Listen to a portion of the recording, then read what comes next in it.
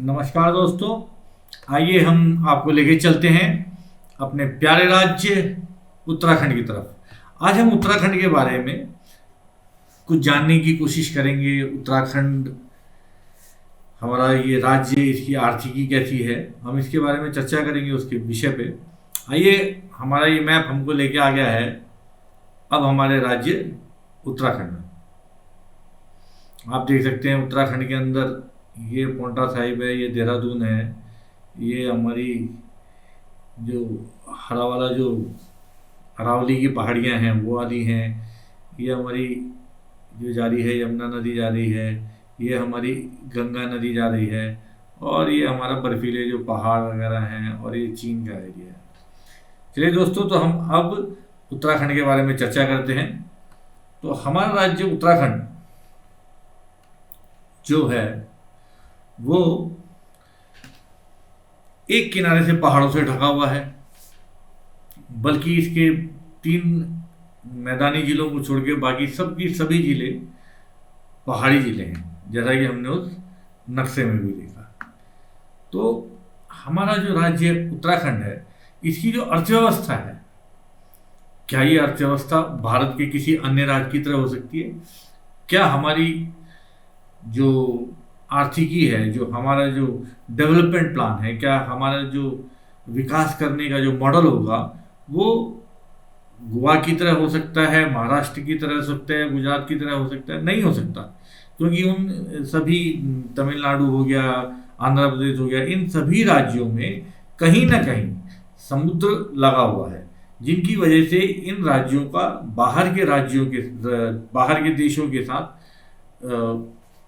जो बिजनेस है वो समुद्र मार्ग के द्वारा किया जा सकता है। और इन राज्यों में समुद्र में मछली पालन हो गया या अन्य प्रकार के व्यवसाय है, वो इन राज्यों में किए जा सकते हैं, और उनकी सुविधाएं वहाँ पे ज़्यादा मिलती हैं उनको।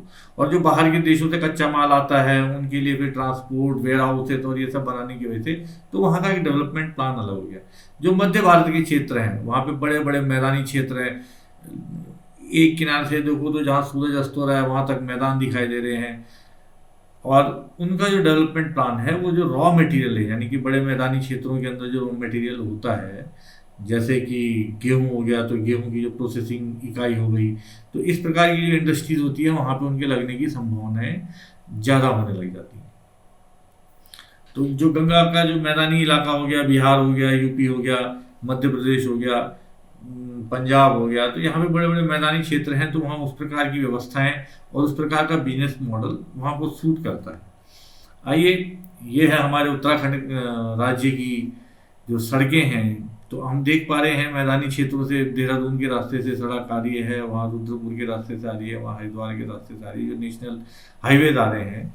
और जो ये सड़कों का जाल है वो लगभग चीन की सीमाओं तक फैला हुआ है। लेकिन हमें ध्यान रखना है, ये हमारा पूरा का पूरा क्षेत्र पहाड़ी क्षेत्र है। आइए अब जानते हैं अर्थव्यवस्था के क्षेत्र में हमारा उत्तराखंड ग्रॉस डोमेस्टिक प्रोडक्ट, सकल घरेलू उत्पाद के नंबर पे कहाँ पे पहुँचता है।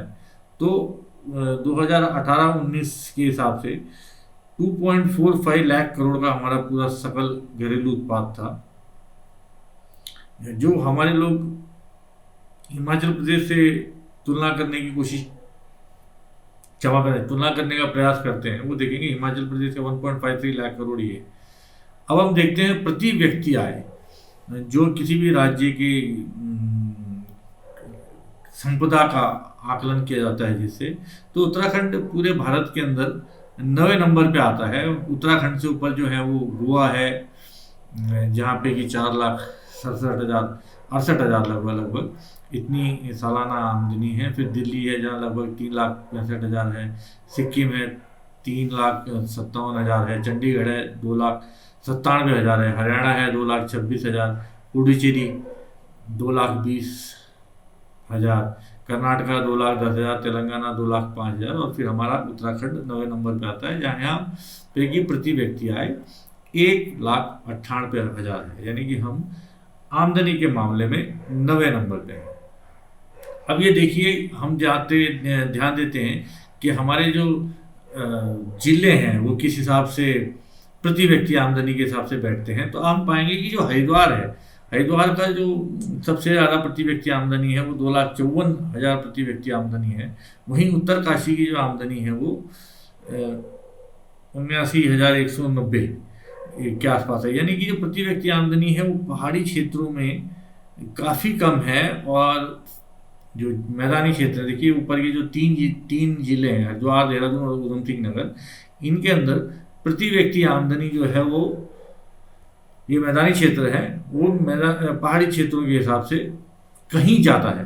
और इस मैदानी क्षेत्रों और पहाड़ी क्षेत्रों में डेवलपमेंट के क्या क्या कारण होते हैं वो चूँकि अलग अलग हो जाते हैं, इसलिए आप पाएंगे कि प्रति व्यक्ति आमदनी जो है वो मैदानी क्षेत्र के अंदर ज़्यादा है। लेकिन इसका अर्थ ये नहीं होता कि पहाड़ी क्षेत्रों के अंदर प्रति व्यक्ति आमदनी नहीं बढ़ाई जा सकती, क्योंकि पहली बात, यहाँ पे जो डेवलपमेंट मॉडल होना चाहिए वो एक दूसरा अलग किस्म का डेवलपमेंट मॉडल की ज़रूरत है, जो कि मैदानी क्षेत्र के डेवलपमेंट मॉडल से अलग होता है। तो हमें अपने जो पहाड़ी क्षेत्र हैं उनका डेवलपमेंट मॉडल किस प्रकार से क्रिएट करना है, ये हम जिले के हिसाब से जब जाएंगे, जब जिले के हिसाब से हम वार्ता करेंगे, तो हम जो हमारे जो पहाड़ी ज़िले हैं उनको ज़्यादातर कवर करेंगे। उनमें किस ज़िले का मॉडल किस प्रकार से बनाया जाए, हम उस पर चर्चा करेंगे, आप लोगों की राय जानेंगे, आप लोगों के उस पर विचार जानेंगे। तो इसलिए आप लोगों से ये प्रार्थना है कि आप अपनी राय, अपने विचार, जो सबसे पहला ज़िला हम कवर करने जा रहे हैं वो पौड़ी गढ़वाल होगा। तो पौड़ी गढ़वाल के बारे में आप अपनी राय, कि पौड़ी गढ़वाल का ब्लॉक वाइज जो पौड़ी गढ़वाल है उसके अंदर जितने ब्लॉक हैं उसके हिसाब से आप अपनी जो राय है वो हमें देने का प्रयास करें।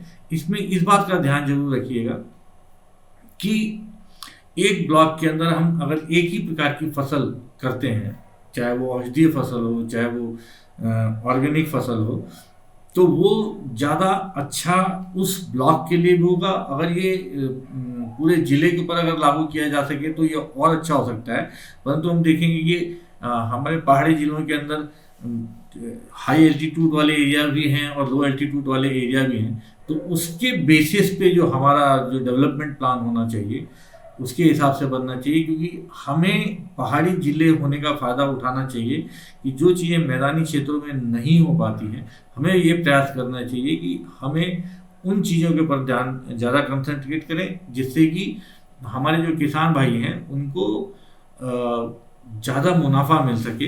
तो इसलिए जो हमारे जो पहाड़ी ज़िले हैं, जो हमारे जो पहाड़ी क्षेत्र हैं, जो 3,000 2,000 से ज़्यादा एल्टीट्यूड वाले क्षेत्र हैं, वहाँ पे कि किस प्रकार की फसल की जाए, हम स्वयं भी जब हमारा पौड़ी गढ़वाल का या अन्य जिलों का जो आकलन होगा उस वक्त हम स्वयं भी चर्चा करेंगे। और हमसे आपसे ये भी उम्मीद करते हैं कि आप लोग भी हमें अपने ज़िले की समस्याएं इस वीडियो के नीचे कमेंट में जरूर डालेंगे। तब तक के लिए, अगले वीडियो तक के लिए नमस्कार दोस्तों। और याद रखिएगा, पौड़ी गढ़वाल अगला ज़िला होगा। और हमारे चैनल को जरूर लाइक करिए और सब्सक्राइब करिए। हम उत्तराखंड के बारे में अगली जानकारी जल्दी लेके आएंगे। नमस्कार।